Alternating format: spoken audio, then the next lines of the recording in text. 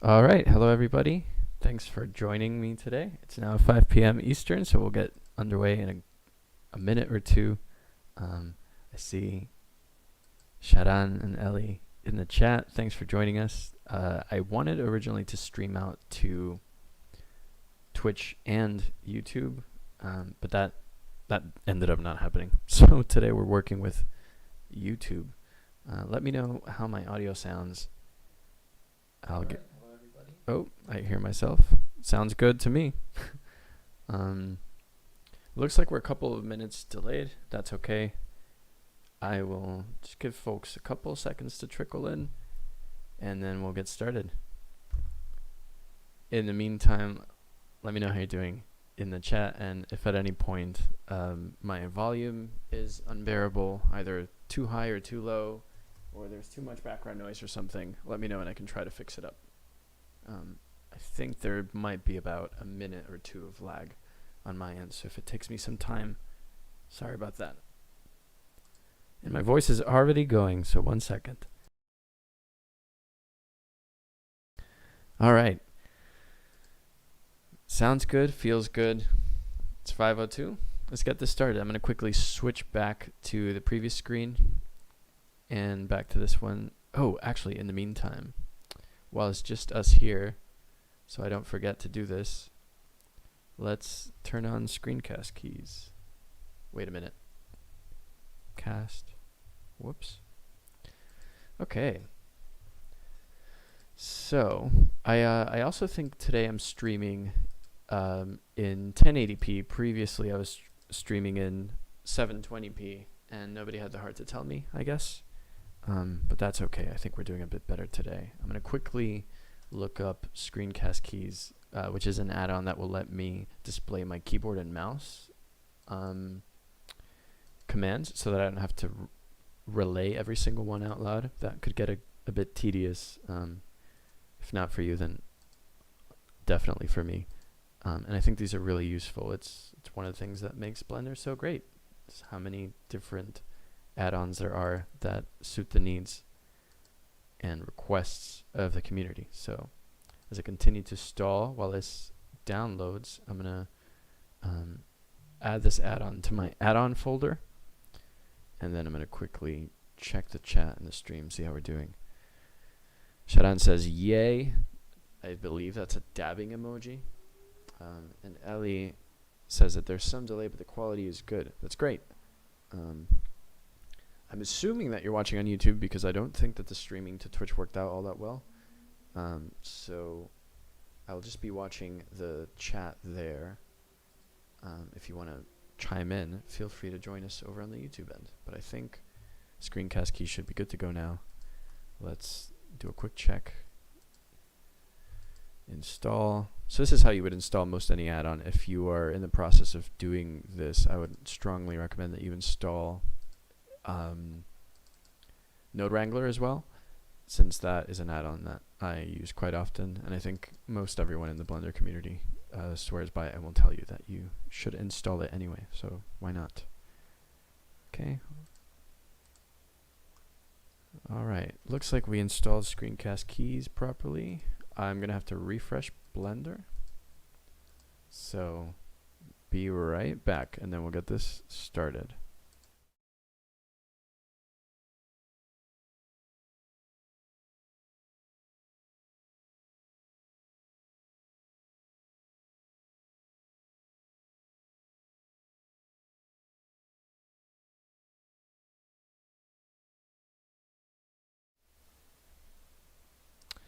Alright, we're rocking and rolling. I think we've got screencast keys turned on. Let me quadruple check.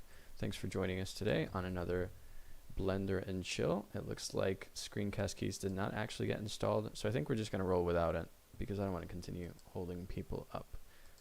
That's fine. I'll look into that next time. We live and we learn. So welcome back to, it's on YouTube, now streaming on Twitch, says Ellie.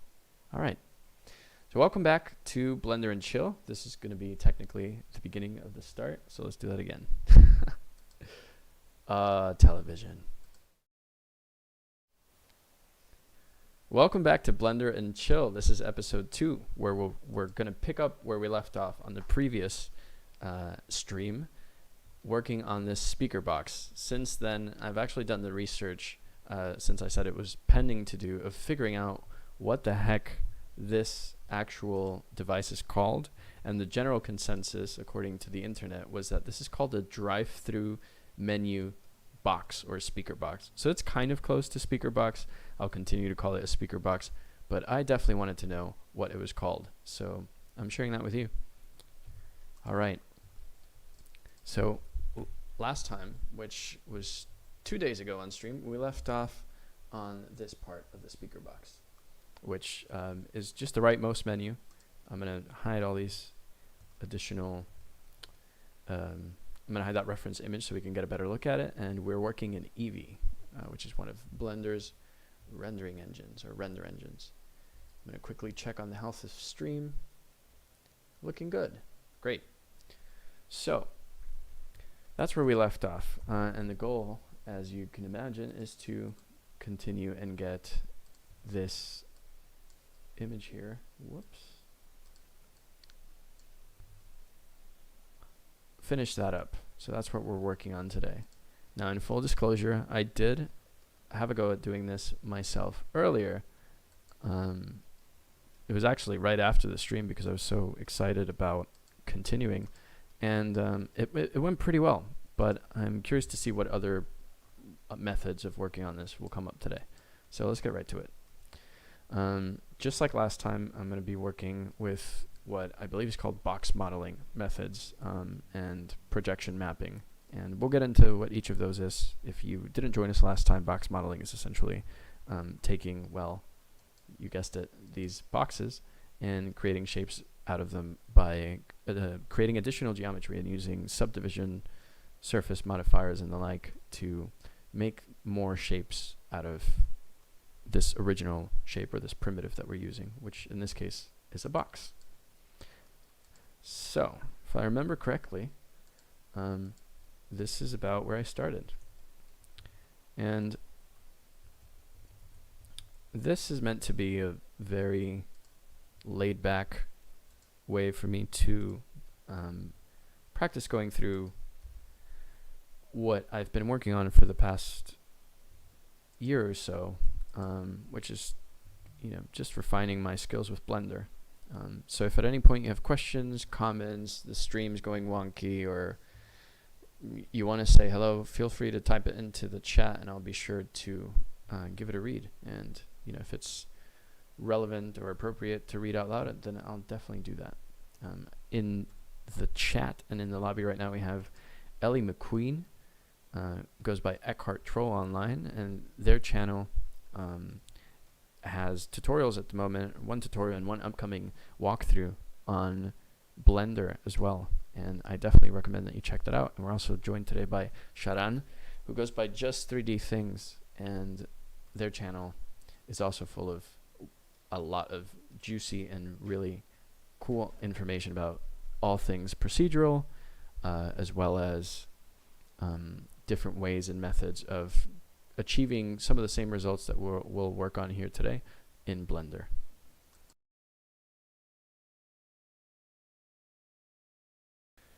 All right, those introductions out of the way, let's check up on how we're doing with this. Looks good. I'm going to shade smooth, and you see that it starts to get this sort of warped normal situation. We can fix that just like we did last time by going here to the object properties tool, going to normals, and clicking on auto smooth, and that will fix it to some degree. So far so good. And that's about it for this shape, honestly. We can maybe stretch it a little bit. I'll go into wireframe mode and toggle x-ray view so that we can be sure that we're working about as close to this original geometry or reference as possible. This looks good to me, or to my eye. I hope that you would agree. And so with that in mind, I think it's safe to go into the shading portion of this. And if you'll remember from what we did last time, if not, it's totally fine. We'll go over it again. We're going to give this material that's called material, or really it's a texture at the moment, because it doesn't have any information about displacement. It doesn't have normals, roughness maps, or any of those things. It's simply just an image. So at this point, it's just a texture. And let's just call it reference if we don't have one that is called that already, so that we can refer to it as needed. Okay. And you're probably wondering, well, that looks absolutely nothing like that, and that's true. So we can fix that by bringing up a UV editor window, selecting our speaker box texture, and just to be really sure, I want to double check here that I'm using the same texture. Yep. All right, that's looking good to my eye. What I'm checking for here is that I have an additional BK speaker box texture, and let's just toggle it on just to see what it is. Interesting. Well, I'm not sure what's happening there. I would imagine it's some normal situation gone wrong. But let's not worry about that. Let's just use this one, and this is a great example of what happens with when you're not super organized. So a good note for the future. We're gonna tab to go into edit mode, select all, and that didn't work the first time around. Now it did, and we are going to project from view, and that should give us a version of this geometry projected on top of this UV map or this image, and it doesn't look like it's fully lined up. And I think if you hit project from view again, as by hitting U after that, now that we're sized up a bit closer to this image, or to the size of, now that this geometry here is sized up and a bit closer to what it, to this the size that it was here on the left, it's actually going to work a bit better for us to just drag on the reference for those bits of the geometry on top of our image, so that we can apply essentially the texture.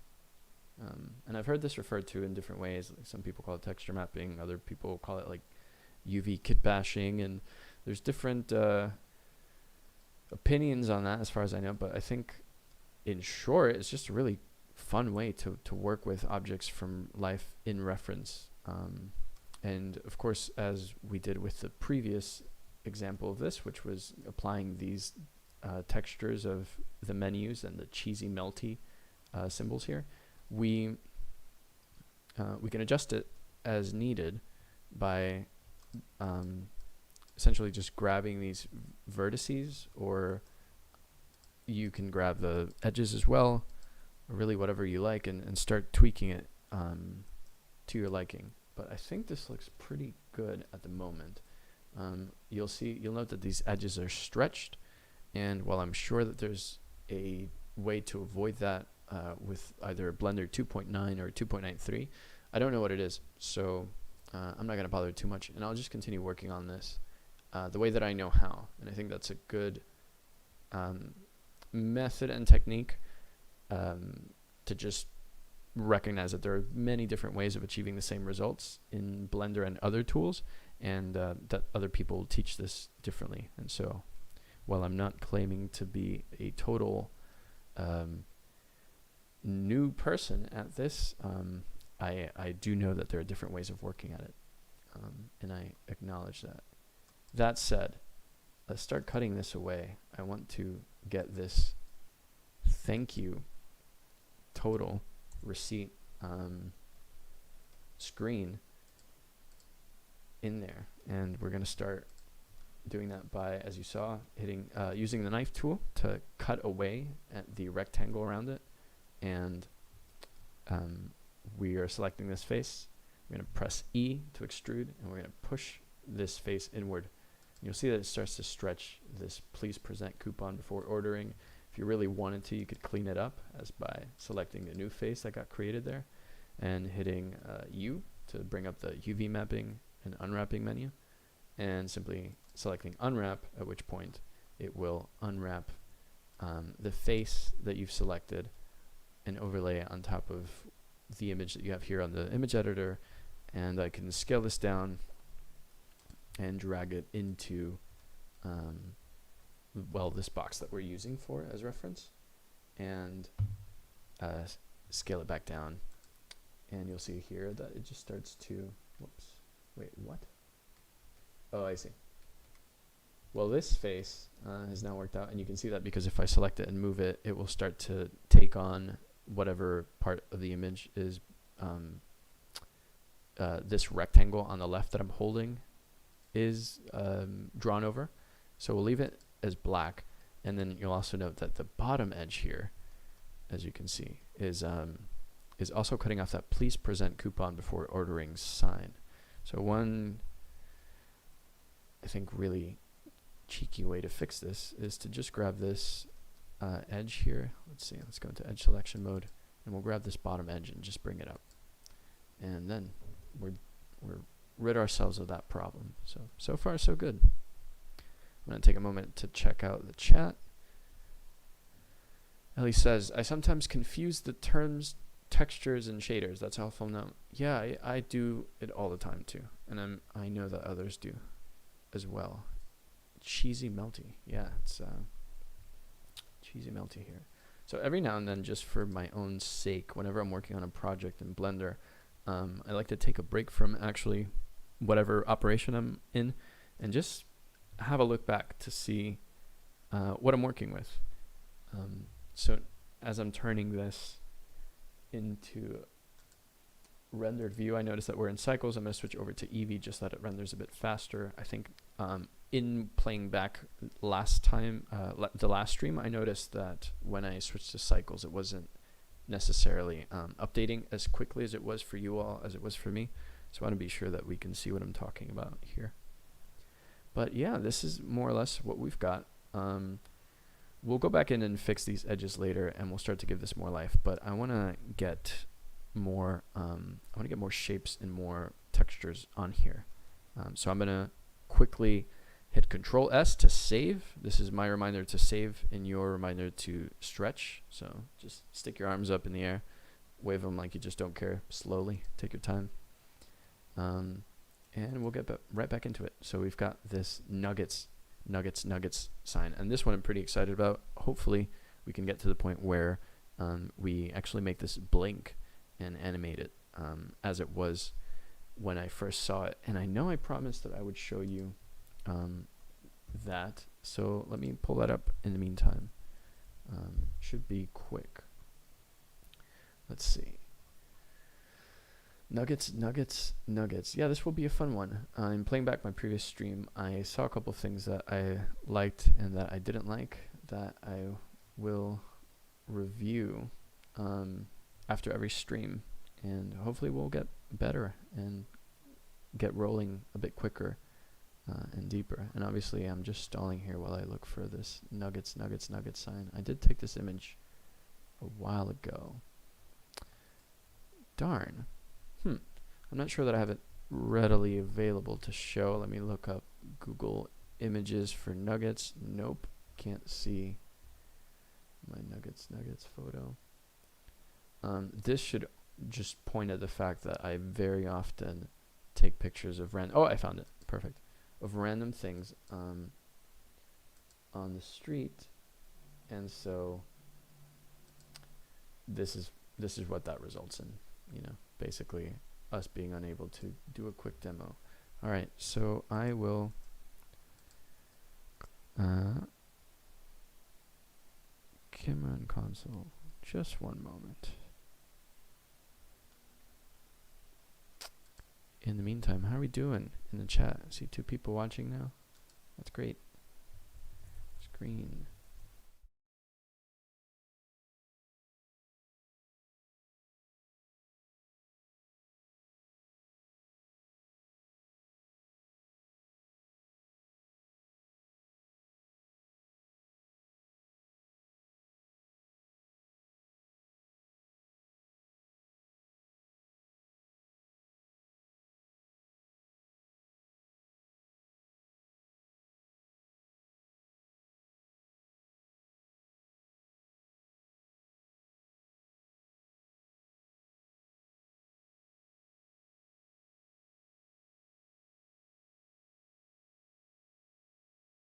We'll quickly toggle between the Blender screen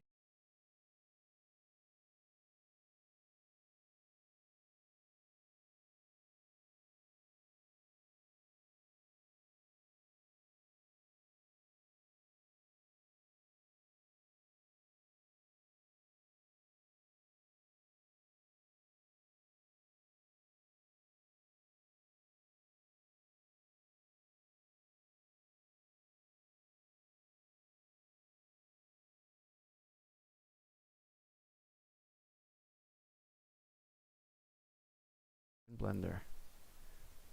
I hope that was worth it, but I did say I would show you. All right, so we're back to nuggets, and we're gonna work away at this different, the different shapes here. It's pretty simple. It looks like 2 rectangles, or 3 really. So let's just get started on that. I'm gonna drag it a bit closer to where it's meant to be based on this reference image and scale it on the x-axis. So it takes that shape. I'm gonna hit Shift D to duplicate it and bring it forward just a bit. I'll go back to front view and scale it down to about the size that it has here in the image, at which point I will I'll just resize this over both the card reader and the nuggets screen. I will go into edit mode here and create a loop cut and drag it to about where I think that the card reader begins. Let's check on that. Oh, that was actually pretty good. Cool, that doesn't always happen. And now we can do the same thing that we did for the previous box, which is project this texture on top of it. But something you'll notice is that because these 2 are overlaid, we're gonna need to get 1 level deeper. So we'll do that. We'll give this one same reference texture and give it its separate it. So give it its own mapping here within Blender, and select all. And we want to, it's already unwrapped for us, as you'll see, and that's fine, but I actually want to project it from view just to keep it simple. So we'll do a project from view. This will give us a square, or a rectangle really, and we'll just scale it down until it gets about the size of this screen. I'm seeing in the chat that people were asking if it went blank. Yeah, I think the Streamlabs wasn't showing my screen for a moment as I was setting up the different scenes, so I apologize for that. But we are back. Just to keep things clean, we'll give this nuggets backing as a name. I don't really know that we need a whole texture for that, but it doesn't matter. Well, I mean it does, but it doesn't matter. We'll grab this reference image here again, give it its own name, and we'll call it nuggets front, and go into front view, select it. Let's make sure we're in the phases here just to make sure, and project it from view. This should give us the size of this box, at which point we can select it all here on the UV editor, or the image editor, and then size it accordingly. And this doesn't cease to amaze me, just how quickly you can prototype anything or just apply a texture on something within Blender.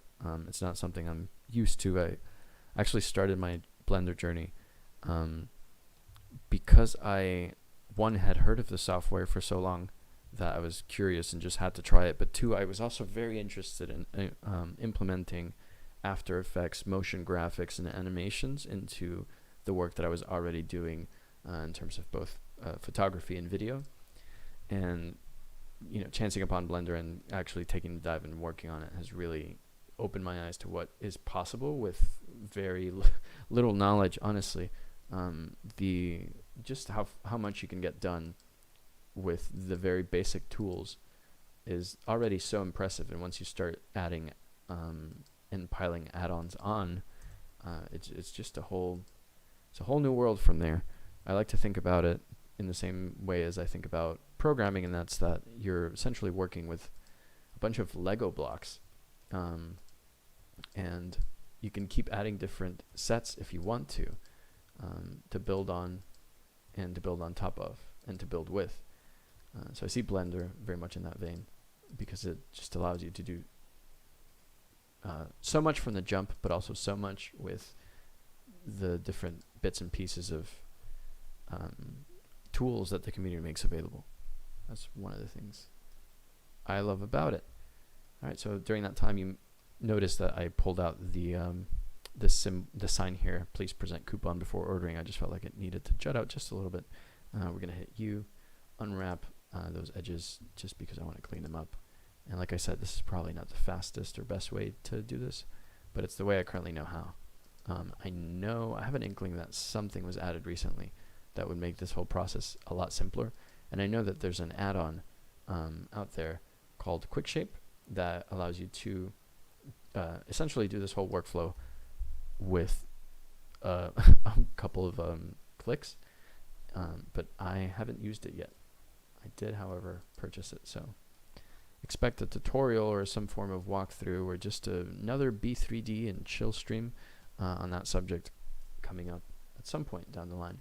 All right, so we've got this one done. We can focus on the texturing and bringing things out and making it look a little bit more realistic later. Let's just get these other bits done because it's a lot. It'll just be a lot nicer to get a more fleshed out version of this going before we dive too deeply into any one thing, or at least that's how I like to work. All right. I've lost the reference. Where is it? There you are. Reference. We'll give it reference. We'll hit U to unwrap. Actually, let's make sure that we've selected all our faces. U to unwrap. We'll project from view again. And scale things up. Now, obviously, this image is going to get in the way, and that's not great. So we're going to scale this down and shift it slightly.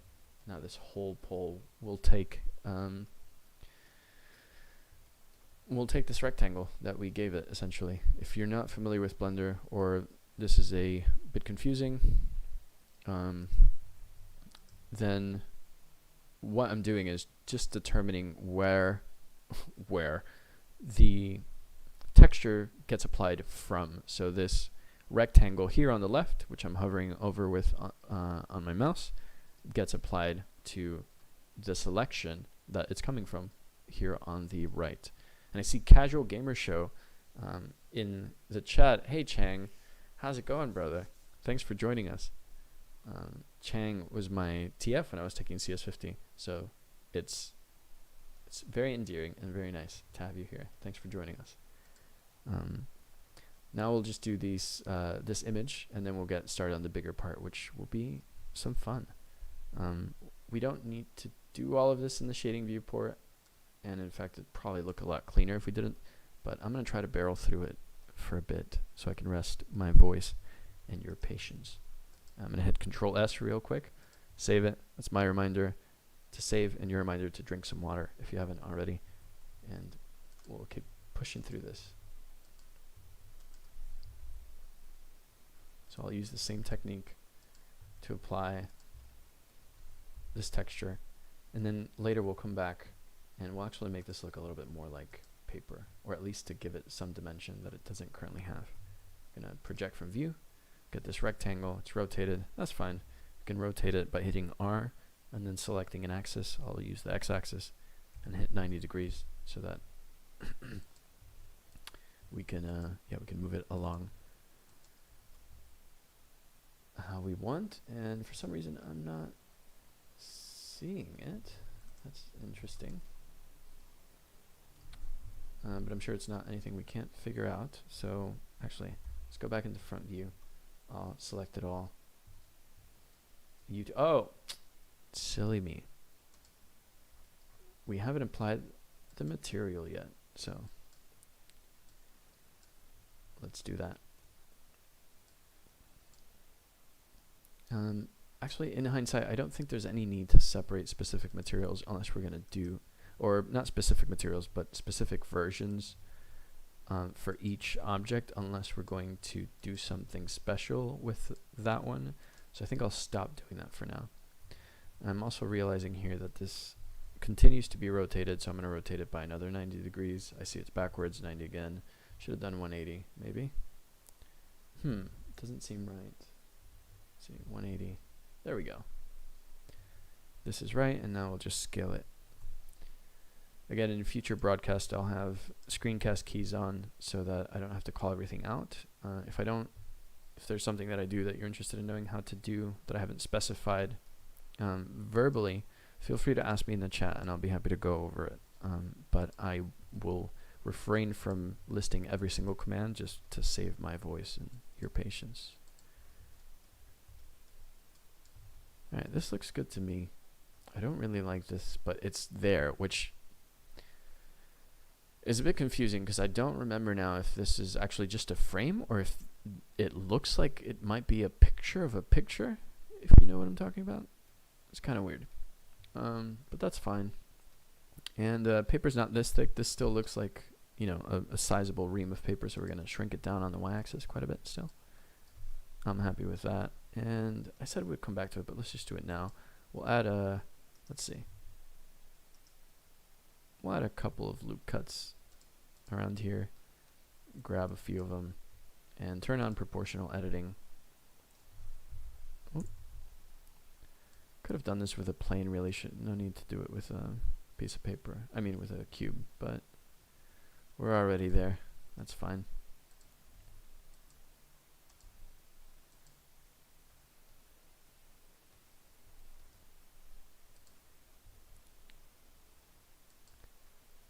Shadan says maybe more rough in the chat. I'm not sure what you're talking about, unless you're talking about the texture specifically, which, yes, more rough. We'll get to that in a moment. And hello, VFX Legends. Thanks for joining us in the chat and on stream. All right, so we did this piece of paper. Nothing too exciting there. And now let's get to the left side of the speaker box. So then we can start thinking about how to shape things and move them around to give them that last push of realism before we dive into the textures, right? Because as we see here, if I turn this off and turn this off, and we just focus on the image, you'll notice that not everything is perfect. This top portion, as we noticed last time, is not fully orthogonal or just perpendicular to us. We can't, you know, it's not perfect, and neither is this. This is slightly turned, this bit here. So we'll work on those things afterwards. And I'm going to imagine and take some creative liberties and artistic liberties to replicate this base that we're looking at right here, and just add it down under this portion of the speaker box, because I don't know, I imagine that it just might be exactly the same on the other side. And who is checking? No one is checking. So I'll turn on the speaker box again, allow myself to select these things and to see them, and we'll just get crunching away with the other bits. VFX Legends, thanks for joining us again in the chat. Shadan says, the paper. Yeah, the roughness on the paper is a bit off. I'm going to come back to the textures afterwards, but I want to get some progress going on the other parts, just so that it feels a bit more rounded. You know what I mean? I'm going to slide this along on the x-axis. Let's go back to front view here. It's looking okay, not terribly rough. We'll extend it and just drop it into place. And now we can create a loop cut. It's perfect because I deliberately took this image as perpendicular to these boxes as I could, knowing that I may use it as reference someday. So that foresight really helped. I'm going to select these two, yikes. I'm going to select these two faces. Let's leave this mode and go back. I'm sure there's a cleaner way of doing that, but screw it. And we will inset once, use E to extrude and push it inwards just a little bit. And then we'll inset again, just so that we get the edges of this frame. I'm realizing now, though, that the previous inset operation didn't inset the individual faces. It did them together. If you hit I, it will inset separately, and that's what we want here for this specific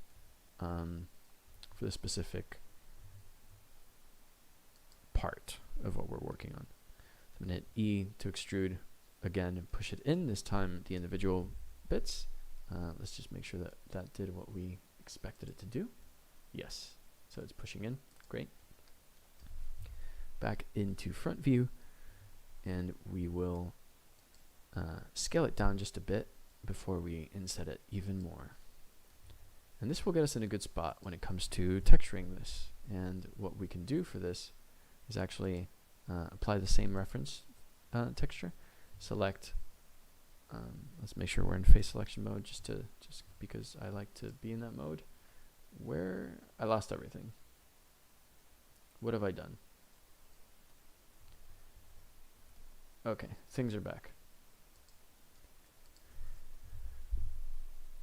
This happens, folks. All right, so we've now selected. What is happening? Oh, these lights should not be selectable. There we go. That will keep me from getting as confused as I just was. And let's see. Yeah, I just want to be super sure that we're just selecting this part. We've applied the reference image as texture, and we can select all of it and project from view, and that will give us a rough version of what we're working with here. I'm going to turn off proportional editing. VFX in the chat asks, are you going to make the whole scene with road and grass or only model? That's a great question. I've been debating that for the past couple of days. I think for the past 2 days really. I think I'll do the whole scene, but maybe change some of the for the finished version. I'm definitely going to change the menus, so I will make my own menus and maybe walk through that process, so that I don't, take these existing IPs and put them out into the world and claim them as something partly mine. But I am curious to fit this into a scene that I make, so that's what I can commit to. I'll probably not do this exact location as it is, just because it doesn't look as I don't know, it just doesn't look as attractive or appealing to me as it could be if I put this elsewhere. So we'll work on that a little bit. I'm definitely open to suggestions. So if you join us, if you're still here, and if you join us in the next ones, I would love to hear your thoughts on where you think this exists or could go outside of where it currently is. So thanks for asking that. I'm going to hit Control S now that I've realized that I should go for water break. As my own voice is cracking, I'm going to let go of this and go into textured mode just to see. And it looks alright. It's not bad. Not bad at all, actually. I think these faces here could be separated into their own thing. So I did that by selecting both faces and hitting P, which grabs the selection and separates it for you. And I'm sure I'm doing this process in reverse or just differently from how I originally did this, but I didn't get this stretching. That's not a problem. The last time, that's not a problem. We can fix it quite quickly by just selecting the faces that are slightly warped. I think that one's okay, so we'll leave it alone. We can hit U to unwrap. We've got these unwraps here on the left, and I don't really care how well it grabbed them or didn't grab them. I'm just going to scale them down and try to place them somewhere where the color is slightly close to what they're meant to be. VFX Legends says, okay, I'll join next time. Subscribe. Thank you so much. I appreciate that. If you're watching and you are not subscribed, but you want to see where this goes, or you're just generally interested in hanging out with myself and the folks on chat, please consider subscribing. It helps quite a bit, especially since I am considering doing this full time. And so every subscriber counts. Don't let anybody tell you different. I'm noticing now that this is not looking great, actually. If I just mute this image briefly, we'll see that the texture is overlaid on top, and that's fine. I think rather than going through the process of fixing it manually like I just did for the other piece, I will just go into edit mode, select all, and just try to squish it where I need it to be. So in this sense, we'll just go into line selection and just bring this way up. We'll lock it on that axis. Alright, so far so good. I'm noticing now it's not a perfect shape, or at least there might be something behind it. And that shouldn't be all that surprising. It's also turned away from camera slightly. But we just want it to fit roughly in this bit. And honestly, for what it's worth, I will probably end up just making this whole thing you know what? This is not worth that tiny bit of manual effort that it takes, because we're just going to end up rebuilding this texture anyway. So I will leave it as is for the moment and just move on. So we already have this sort of pole-like texture here. I'm actually going to call this metal 1. Or wait a minute. Don't we already have a metal texture? We do, from last time. So let's just use that one. And we'll apply it here. And we'll also apply it to all these other ones. If I'm remembering correctly, and maybe Sharan or Ellie or somebody else in the chat that knows can help with this. I know that there's a way to copy attributes from the material, and I know Andromeda told me what it was last chat, but I have forgotten. Sharan's leaving, so I'm going to quickly thank him for joining.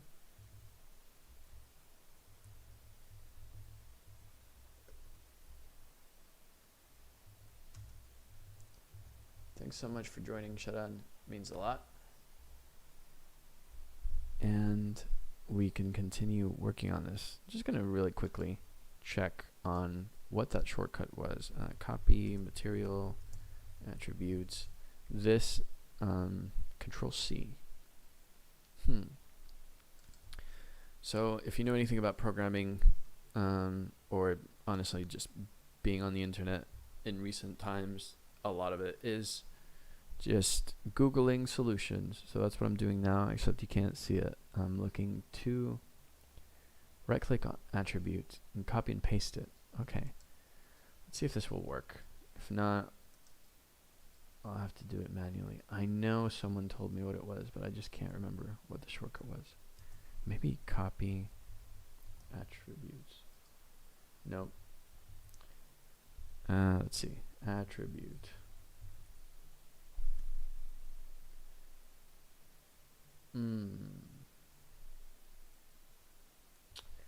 Darn. Control I says VFX Legends.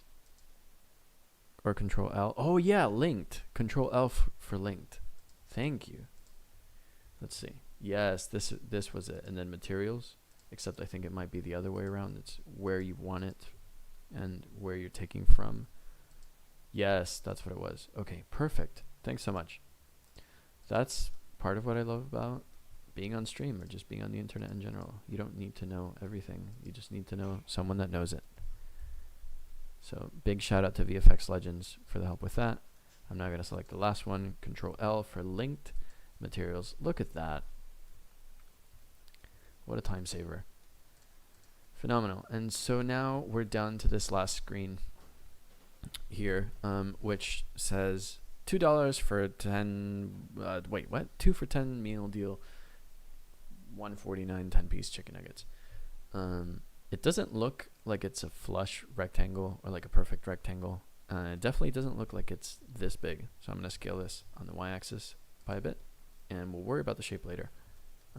But for now, let's just focus on getting it to look closer to what this one looks like. So in order to do that, go into edit mode. We will create a loop cut here, and I'm going to go back to front view. We'll go into x-ray mode so that I can see what I'm working with. Toggle that reference image back on, and then slide it to about where I think it should go on the x-axis. We'll add another one and slide it about there, just to give us that separation. And this is kind of a roundabout way of doing this, but we're gonna just select these two faces and scale them down by hitting I to inset. No, I don't really actually like the way that that's working out, and that's fine. We'll just put this here in the middle, and And now we will select the two faces here.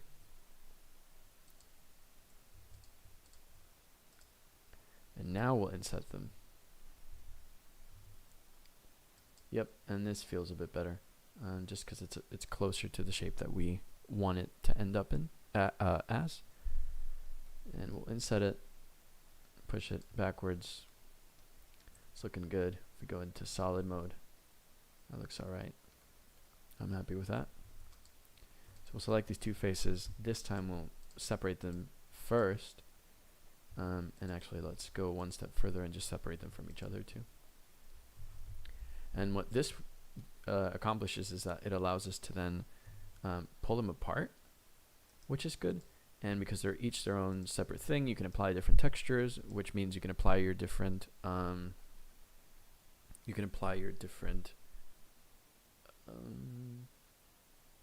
materials or different textures on it. Your different menus is the word I was blanking on. I'm going to take a quick water break because I need it, and I'll be right back.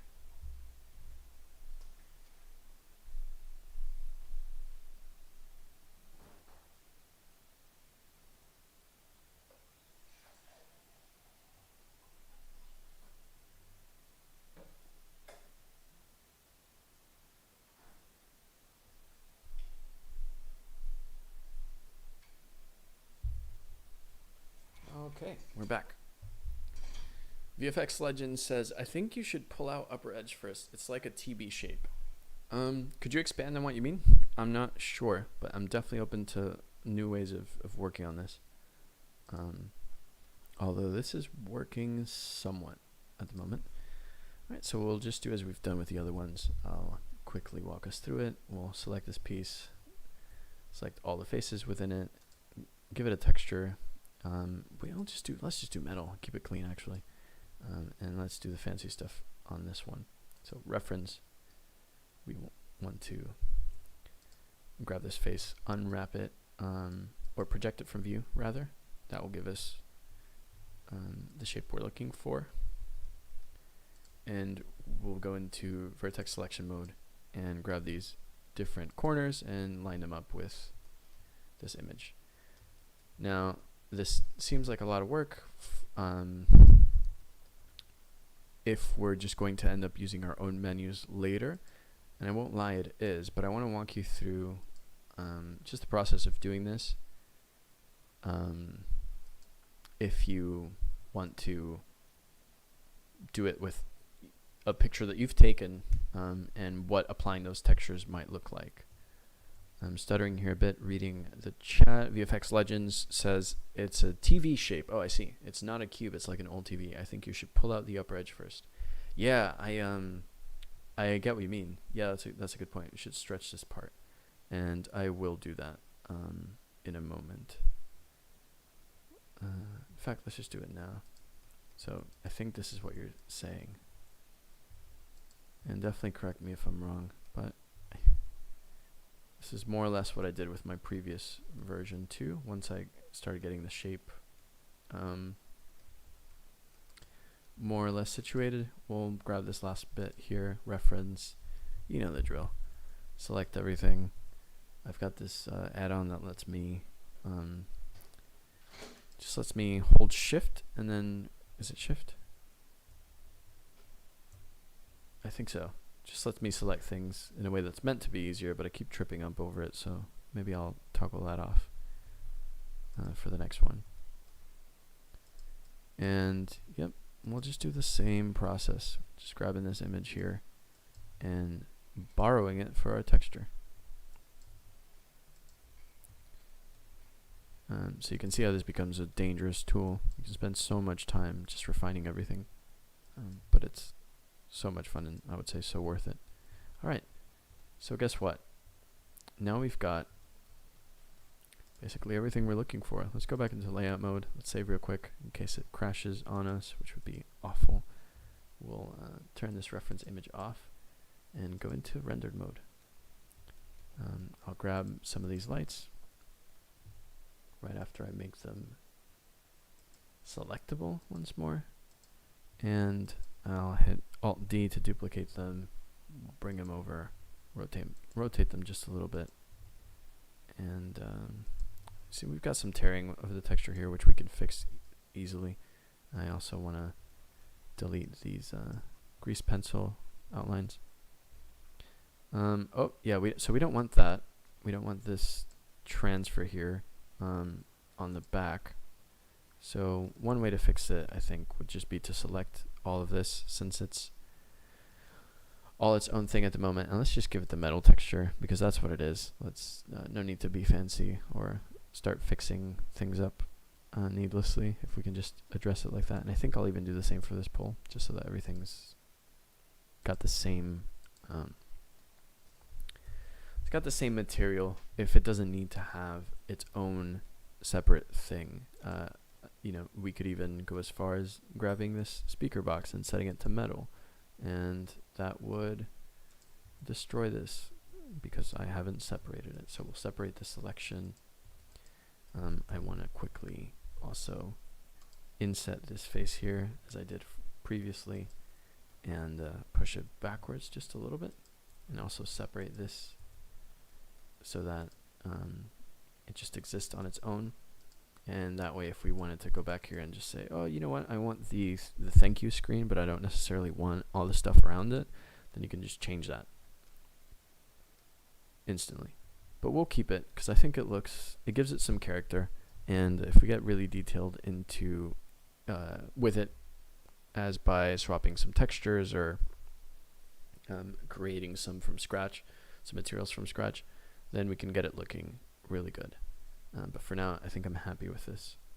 If you wanted to grab these sort of finishing touches here, or additional materials, and cut out the speaker, and maybe you want to inset it or just push it inwards to some degree. Let's see what happens if we use proportional. Nope.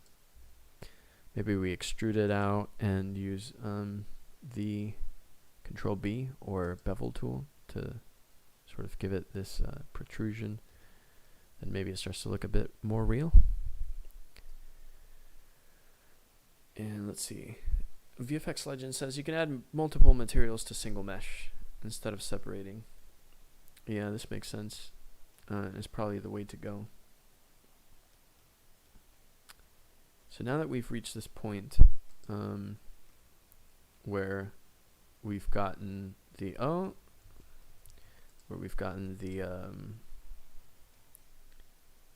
shapes that we want, now we can start tweaking some other bits and details about them to get them just that extra step of the way.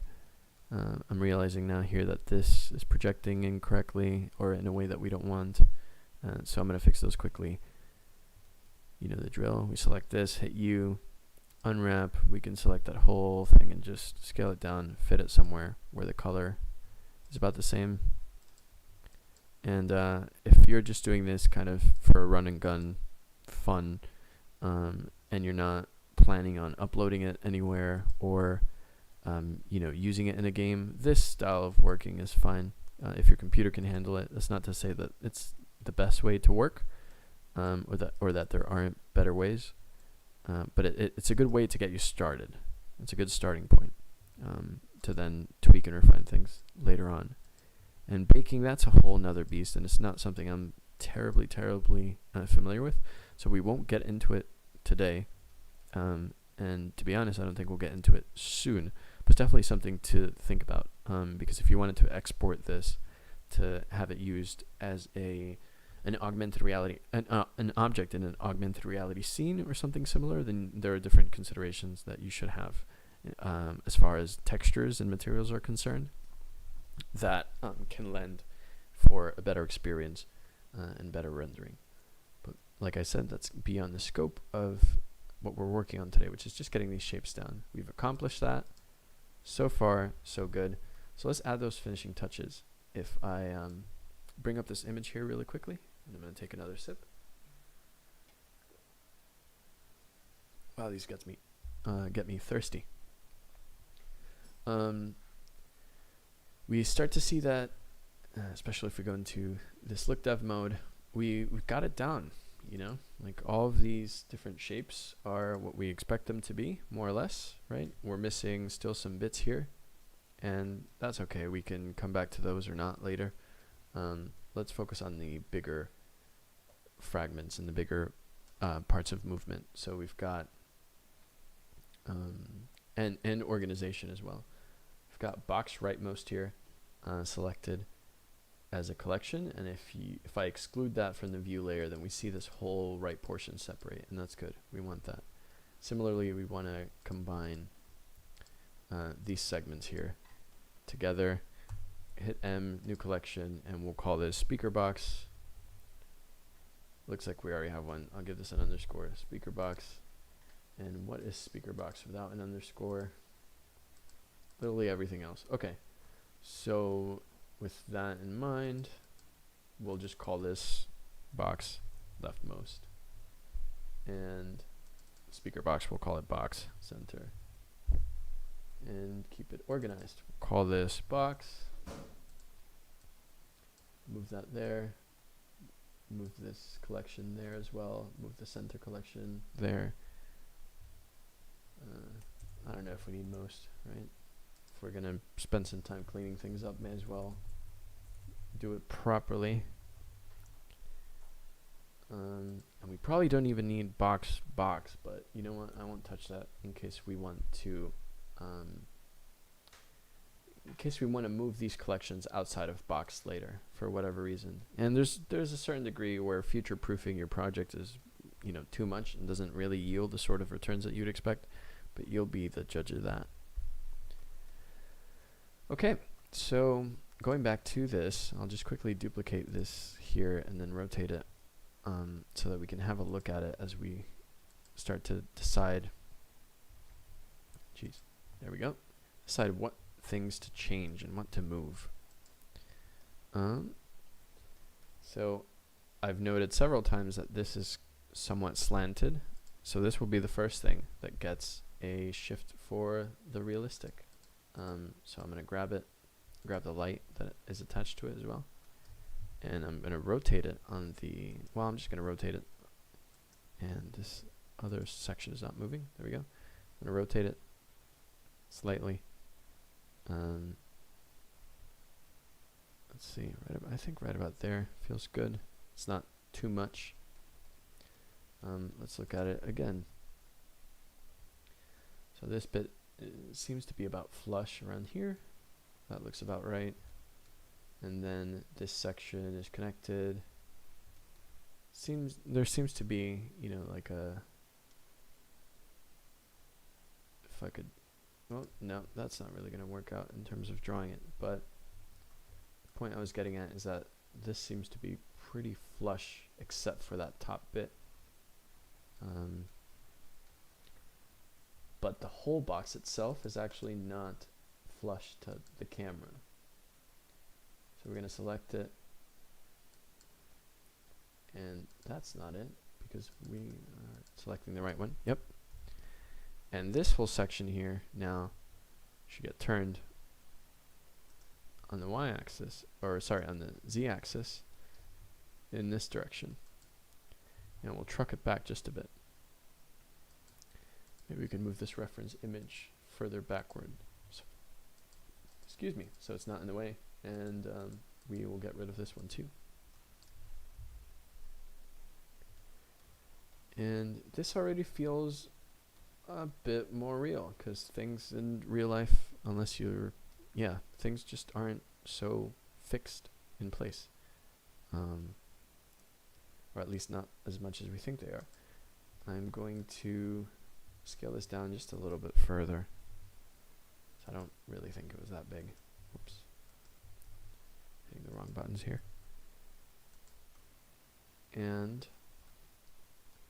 yeah, this looks about right. Whoa, it's 3:30 a.m. for VFX Legends. Thanks for joining us. You really are a legend. I can't believe you are joining at 3:30 a.m., but I appreciate it. Get some rest. Thanks for joining us. And as far as moving other things around, whoops, I gave myself away there with this backdrop. But since it's up, this is the backdrop that I used for the thumbnails for this post. It's not properly lit yet, but we'll get there. Let's toggle that off and just move a couple of other things before we wrap here for today. So we've got this rightmost menu moved, and we know that this nuggets sign is on top of it, and we've got the speaker box, and it's attached by this bracketing to this one on the left. So maybe we'll work on the bracketing at some point later, though we don't really have to. And we have this menu here on the left, and this seems to be a bit perpendicular to us. This portion here is slightly turned, as we can see, and this one too. So I'm just going to take, whoops, I don't know what I've done, but let's undo it. I'm going to take some liberties and just move them as I think it makes sense for them to be. So we'll quickly turn this off. And I realize now that this whole time I have not had the bumps up. So let's throw those up. If you've enjoyed this, if you're watching this later, and you want to connect elsewhere, this is where you can find me online. All my social media is under my name, which is Arturo J. Real, R-E-A-L. Essentially, if you find one, you've found all of them. So if you want to connect, chat, have ideas for how this could be made better, definitely reach out, and I'll be happy to chat and to connect. All right, so with those bumpers and that self-promo section up, let's select this bit. We'll rotate it just slightly away from us. Oh, yeah, we've got these sections to take with it as well. Great. And then we can turn this to in the opposite direction just to give it some sense of randomness. I actually want to grab these faces here too, and I'll shrink them down on the z-axis just to emulate that sort of TV shape that VFX Legends was talking about. And I think I maybe rotated it too much. There we go. So now if we go into cycles, which is a somewhat more, it's a more realistic render engine in Blender, we'll see that it looks good, but it doesn't look terribly realistic. And that's largely to do with the texturing. I'm going to hold the scene here in cycles for a bit as I'm watching the stream to make sure that you can see the same thing I'm seeing before I move on. But in short, the texturing and texturing in Blender and 3D software in general is a whole world and can of worms that I dove into somewhat deeply in last November, and a bit before then too, but specifically in November, thanks to November, which is essentially a challenge that happens every November for a few years now, in which people who use different softwares like DaVinci Resolve, Blender, Maya, Houdini that have nodes use these nodes to create and generate objects or models or colors or shaders that are relevant to whatever the prompt happens to be for that specific day of the month. And if you're curious about nodes and what are nodes, if you were watching during the this shading and texturing bit, these are nodes. And Blender works with a node-based system, which is incredibly robust and very detailed, that we'll get into in the future streams. And that's actually how we're going to take this nuggets sign. Let me quickly transfer that over to Eevee.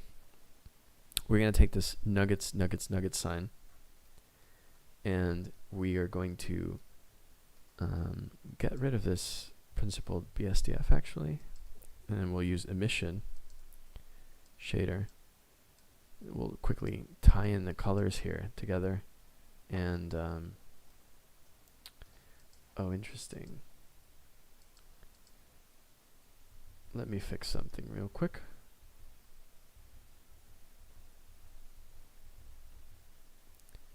So this Nuggets front, and this is Nuggets front 2, and we want this to be its own thing. And we'll just Nuggets for this one. Great. So now we can grab that emission node and combine them. And we'll see that this is effectively emitting light. And that's cool. So we can animate, if you could imagine, the strength of this emission to go from 0.1 to 1 to 0.1 to 1. Oh, whoops, to 1 to 0.1 to 1, and make that cyclic so that it continues to blink at us in our scene. So I'm gonna, for a couple of minutes, tidy things up by combining some of these different parts to where they should be attached, at which point I'll then save the rest of the fun for the next stream, which will happen on Monday at around the same time. I'm going to play around with having different times for these sessions, because I know that there are several people that would like to join but can't because of work or because they live in a different country, and it's just a completely unreasonable time for them to be staying up for a stream. Thanks VFX Legends, thanks Sharan for joining. And so I want to make sure that I open it up to the community at large so that people can join at times that work for them, not just times that work for me, at least as we get started building this community. So if you're watching this back past the stream, I appreciate you. I would love to know, so let me know in the comments. I think I've combined this as much as I'm happy with. I'm going to take a moment to quickly save this project, and I'm going to open the what I'm calling here the private version, which is essentially the testing version for this exact project. I'm going to wait for it to finish rendering here in cycles on the brand new project. And as it settles in, just let you know that this is going to be a work in progress, both in terms of the channel and in terms of the things that we work on here. I'm also happy to make any of the projects that I work on stream available if people are interested to see them. So if you are, let me know, and I'll put it up on Sketchfab or something similar. But I've had a lot of fun walking through my progress and my process with friends and strangers on Discord recently, and that's what inspired this stream. And I want to continue doing that here on YouTube as well as on Twitch as best as I can. So any input, feedback, comments, questions, concern are welcome. If you haven't subscribed yet but you would like to follow me on this journey, I definitely recommend that you hit the subscribe button and you hit the notification bell so that you get notified when new videos and new streams are up. If you're not following me on Instagram or Twitter, I post some cool stuff every now and then that might be worth checking out if you enjoyed this. And I hope you have a great day.